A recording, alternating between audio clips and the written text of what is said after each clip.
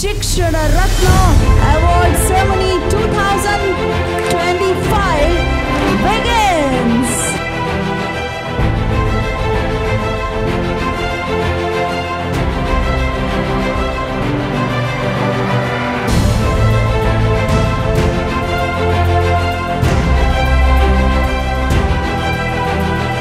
ಶಿಕ್ಷಕಿ ಜೋರಾದ ಚಪ್ಪಾಳೆ ಬರಲಿ.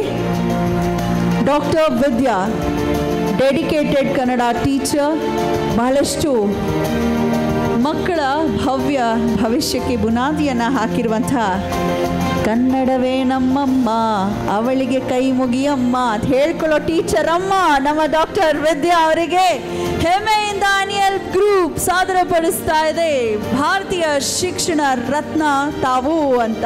ಡಾಕ್ಟರ್ ವಿದ್ಯಾ ಅವರೇ, ವಿದ್ಯೆಯನ್ನು ಕೊಡ್ತಿರುವಂಥ ವಿದ್ಯಾ ದೇವತೆ ಸ್ವರೂಪರು ತಾವು. ಶುಭವಾಗಲಿ ತಮಗೆ. Congratulations ma'am, how do you feel today for receiving this award at Bharatiya Shikshana Ratna? ಇವತ್ತು ತುಂಬಾ ಖುಷಿ ಆಗ್ತಾ ಇದೆ. ಗುರು ಬ್ರಹ್ಮ ಗುರು ವಿಷ್ಣು ಗುರುದೇವೋ ಮಹೇಶ್ವರ ಗುರು ಸಾಕ್ಷಾತ್ ಪರಬ್ರಹ್ಮ ತಸ್ಮೈ ಶ್ರೀ ಗುರುವೇ ನಮಃ. ಗುರುಗಳಿಗೆ ಇವತ್ತು ನಿಜವಾಗ್ಲೂ ಖುಷಿಯಾಗಿದೆ.